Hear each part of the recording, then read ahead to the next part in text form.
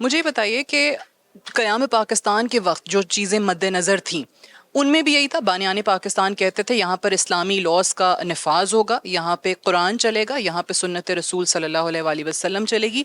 تو پھر بننے کے بعد کیا ہوا؟ Where did we actually go wrong? اچھا، یہ جی ایک ڈائلیما ہے. بیسیکلی میں سمجھتا ہوں کہ قائد اعظم رحمۃ اللہ علیہ کو اور علامہ اقبال رحمۃ اللہ علیہ جو کہ اس خواب کے دیکھنے والے تھے. علامہ اقبال رحمۃ اللہ علیہ پاکستان کے بننے سے پہلے ہی دنیا سے پردہ فرما گئے، اور قائد اعظم رحمۃ اللہ علیہ کو 1947 کے بعد بڑی مشکل سے 1 سال میسر آیا، اور وہ بھی علالت میں گزرا. تو چونکہ اس مشن کے کیریئرز وہ تھے، تو جو ٹرو مینیفیسٹیشن ہونی چاہیے تھی، اگر انہیں کہیں 8-10 سال مل گئے ہوتے تو ان کی زندگی میں ہم یہ ہوتا ہوا دیکھتے. وہ چونکہ اس کے ٹرو کیریئر تھے، and he new the original narrative on which the story was Bullet, جس پہ مسلمان اکٹھے ہوئے تھے. تو میں سمجھتا ہوں کہ ان سے یہ غلطی کم از کم کہیں بھی نہ ہوتی. اور پھر جو ان کے بعد کی کہہ لیں لیڈرشپ آئی، جس میں سے کچھ کے بارے میں نام نہیں لوں گا، لیکن قائد اعظم رحمۃ اللہ علیہ نے یہ فرمایا کہ میں یوں محسوس کرتا ہوں کہ میری جیب میں چند کھوٹے سکے ہیں. تو وہ جو انہوں نے تشریح اس لیڈرشپ کی وہ اٹ سیلف وہ کہانی بتاتی ہے کہ ہم پٹڑی سے کہاں اتر گئے.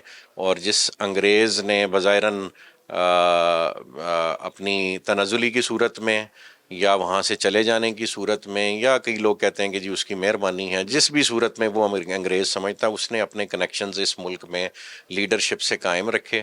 اور جو اصل اسلامک وے آف لائف تھا، جس میں دین اور دنیا میں کوئی علیحدگی نہیں ہے، وہ اس نے ہمیں اڈاپٹ ہی نہیں کرنے دیا، اور اس کو پاکستان کو ایز اے پراکسی اسٹیٹ چلانے کی اٹیمپٹ اس نے بدستور جاری رکھی، in the form of their agents, in the form of their purchased entities in this country.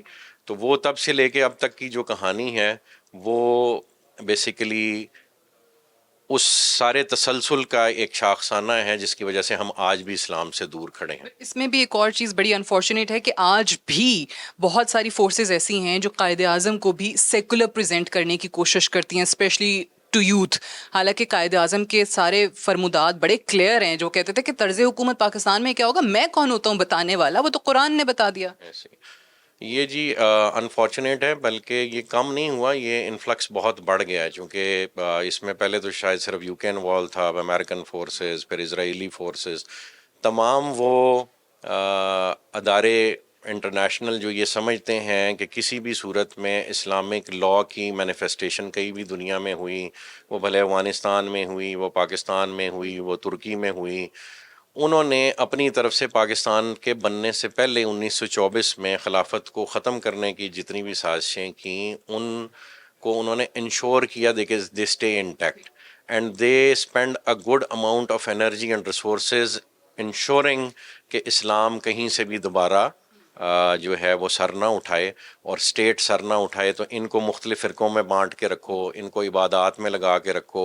یہاں پہ کئی ایسے گروپس ہیں جن کو اسپانسر کیا جاتا ہے، جو اپنی گفتگو ارریلیونٹ قسم کی جو ہے وہ مصلحتوں میں اور دینی الجھاؤ پیدا کرنے میں اپنی انویسٹمنٹ اور ریسورسز لگاتے ہیں، تاکہ یہ ایز اے امت یونائٹ نہ ہو سکیں.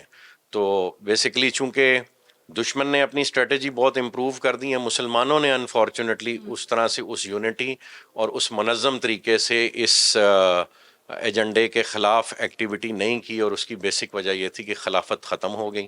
تو جو یونٹی آف کمانڈ امت میں تھی، اور جو ایک انسٹیٹیوشن تھا جس پہ سارے مسلمان ممالک اور مسلمان اپنی انفرادی حیثیت میں خلیفہ کی طرف دیکھتے تھے کہ وہ یہ ساری اسٹریٹجیز ڈیوائز کرے گا، وہ انسٹیٹیوشن انہوں نے تباہ کر دیا. اس کے بعد سے آج تک کا یہ حال ہے کہ ہم صرف اپنے باؤنڈریز کے دفاع میں لگے ہوئے ہیں، اور اپنے نجی کہہ لیں جو ملکی لیول پہ ہماری مصلحتیں تھیں ان کو دیکھنے لگ پڑے. اور جب وہ سینٹرلائزیشن ختم ہوگی تو پھر بیچ میں ہمارے انڈیویجولز پرچیز ہونے لگ پڑے، اور اس کے بعد یہ بالکل ایک پرسنل سی جنگ بن کے رہ گئی.